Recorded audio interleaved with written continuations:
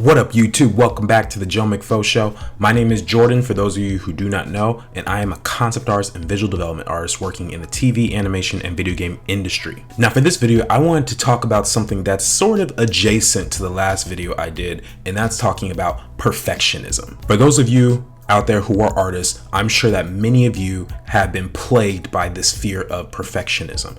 And it's something that happens to all of us in every generation, in every era. Let me know if this has ever happened for you.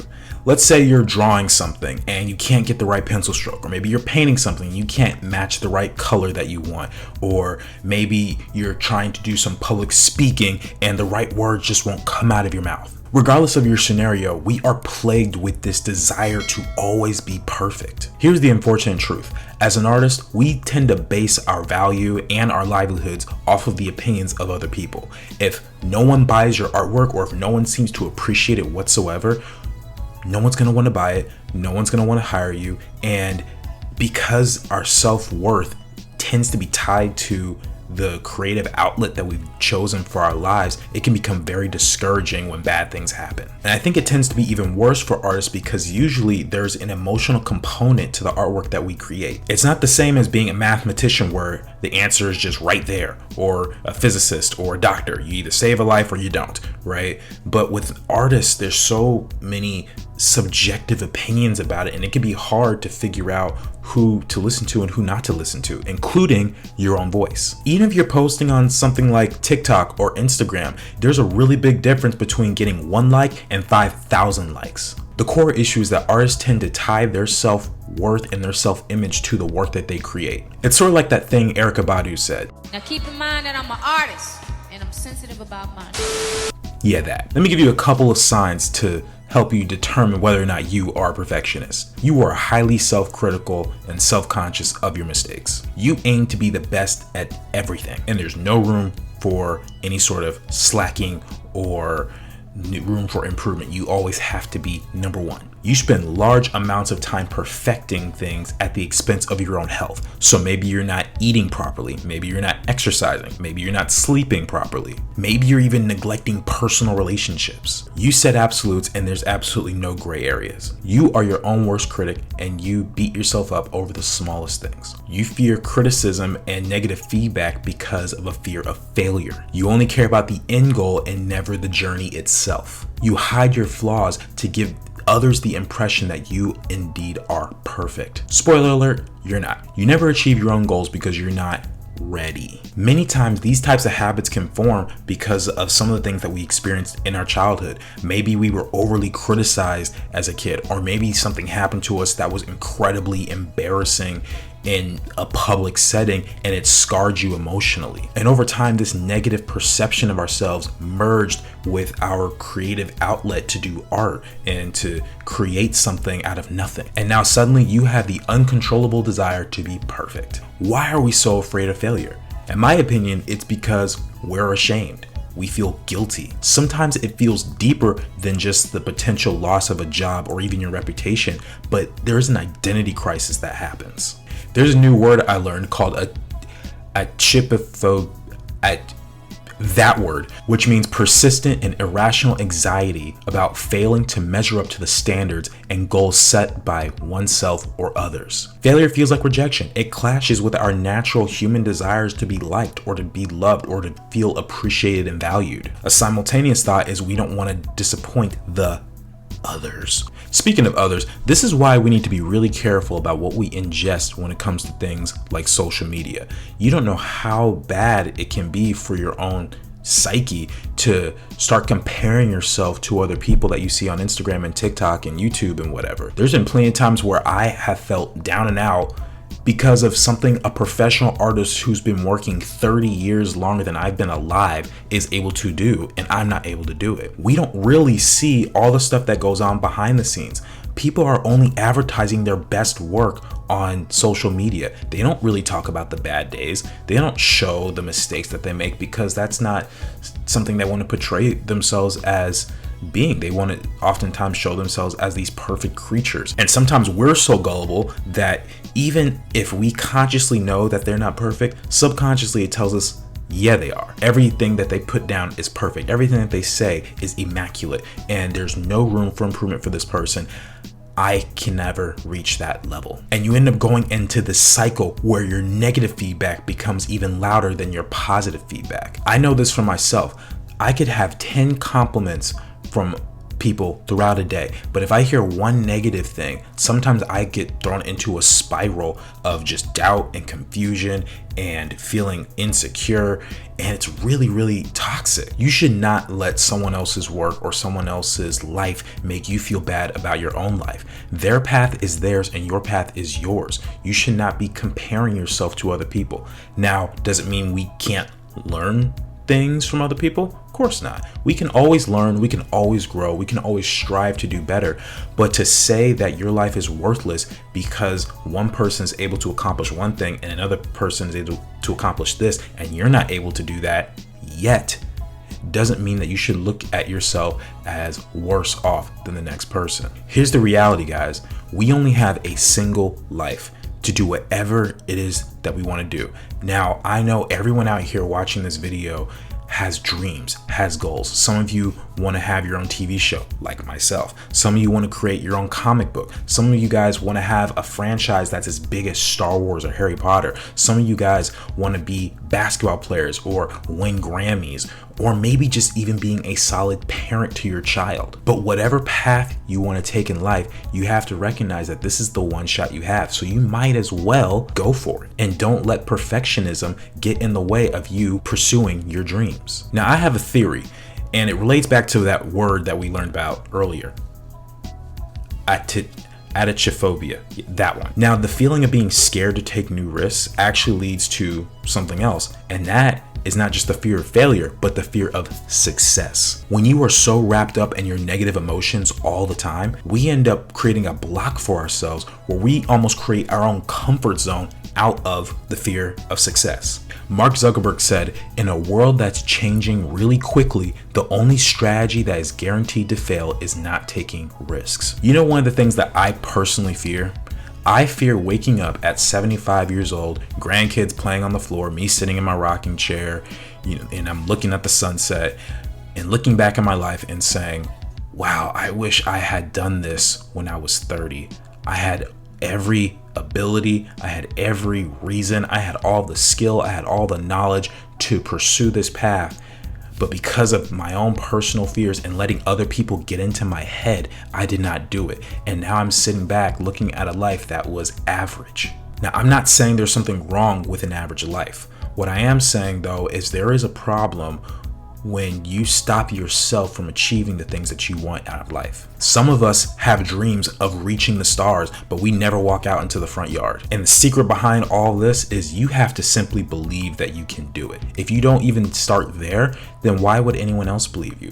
I guarantee you that there are more people in this world who have the potential to be successful and to feel fulfilled in life, and simply have not done it because they were scared to. Let me ask you guys something. How do you know? Actually, zoom in real close, real close.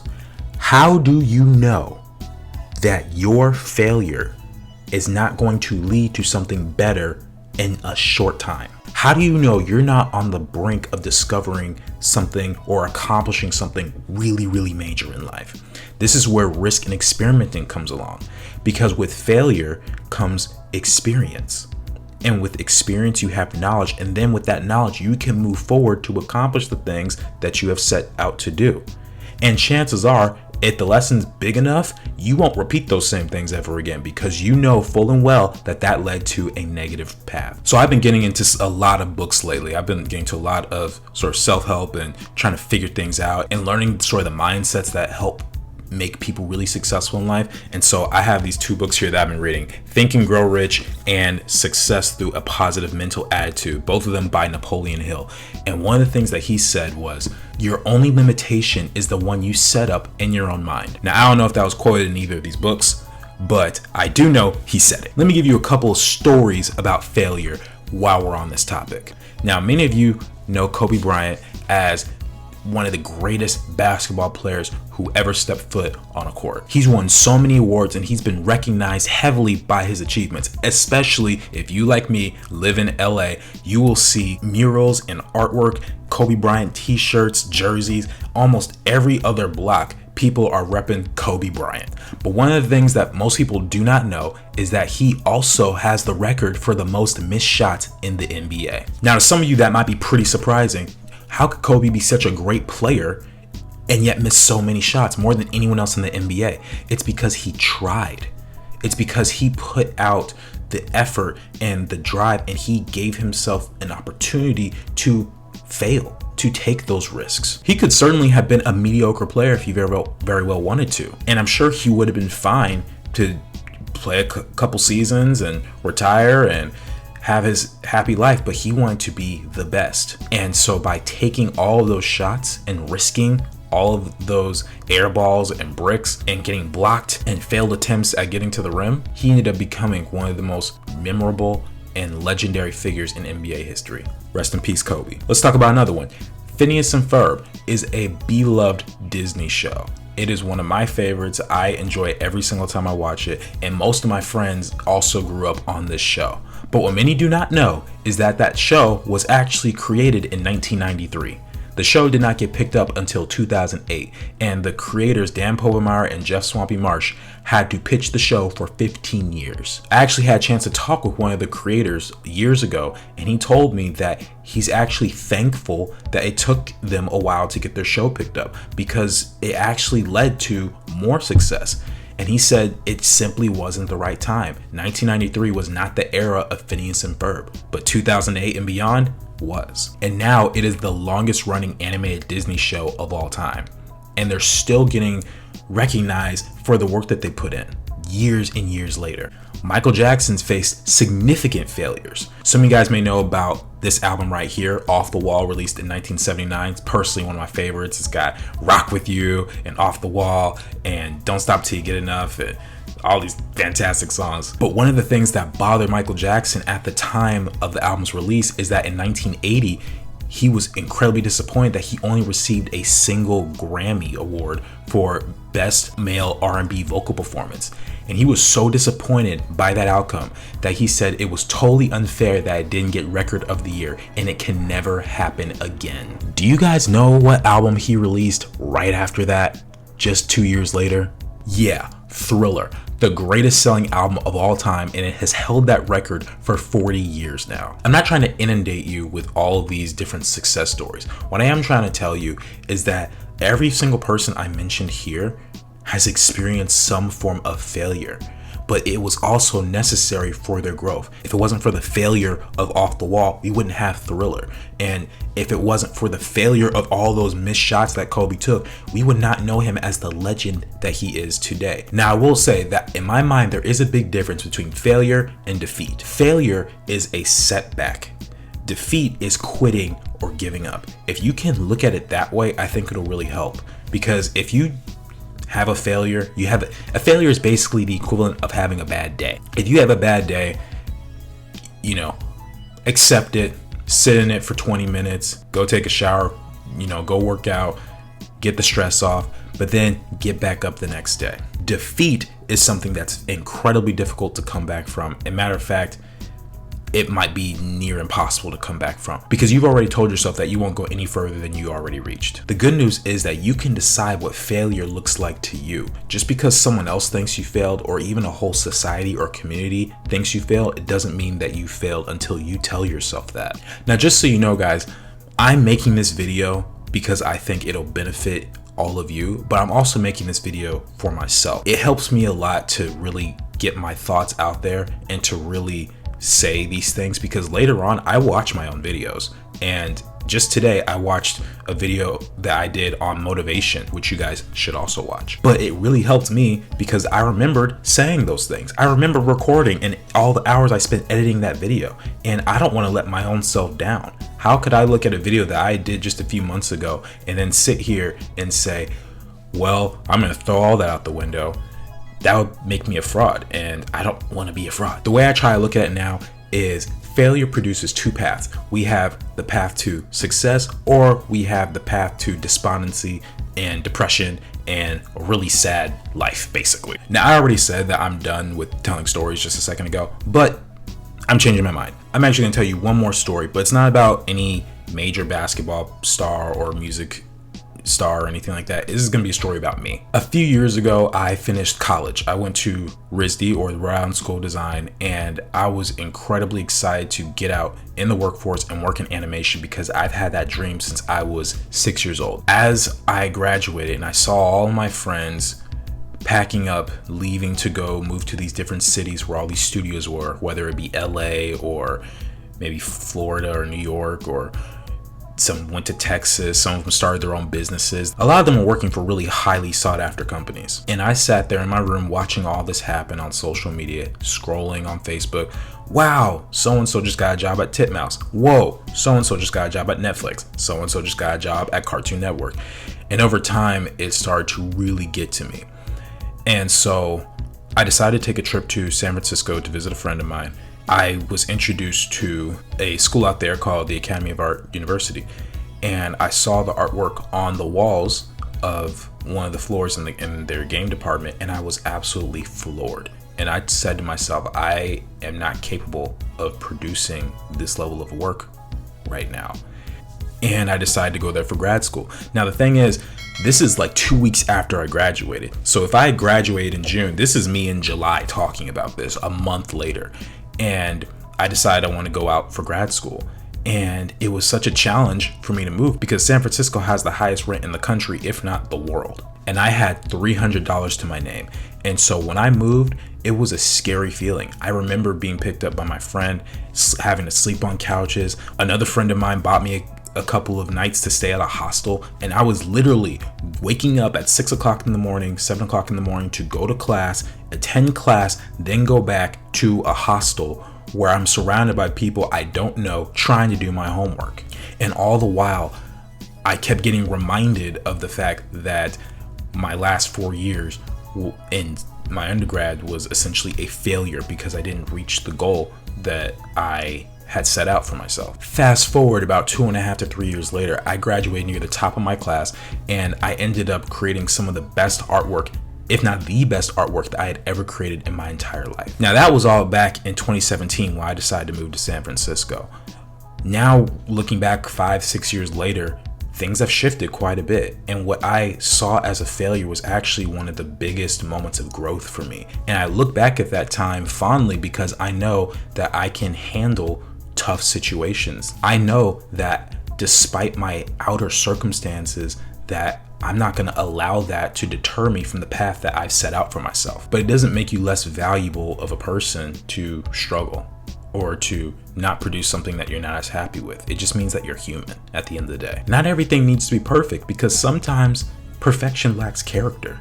That's what makes us all special, right? Some of us may not like the way that we look. Some of us might not like the weight that we are. Some of us might not like the place that we live. Even nature itself is not perfect all the time. There are so many little imperfections in nature, but that's why we enjoy it so much, because it's real, it's natural. I find that more people prefer to get away to a place that is in nature, where it's natural, where things are organic and things flow a certain way, than to a place that is more inorganic and artificial, like an office building. So if you want to overcome perfectionism, these are some of the things I would recommend for you. Be aware of your motivations for perfectionism. Your ideals and the direction you would like to go are just directions. They do not have to be absolutes. You need to respect and love yourself. Focus on the big picture, not on the little nitty-gritty details of everything. Focus on what you can do and forget about what happened in the past. Enjoy the process. Regulate your emotions. That's an incredibly important one. One of the things that helps me is working out at the gym. When I work out, sometimes I do it when I know I'm about to get frustrated when I'm working. And quite honestly, sometimes frustration can even inhibit your creativity. Now, I'm not saying that being frustrated can't help you be creative. Some people have made whole careers off of being angry, like Eminem. And even I've done a couple of drawings where I've felt frustrated, and it ended up working out for me in the long run because I did something unexpected.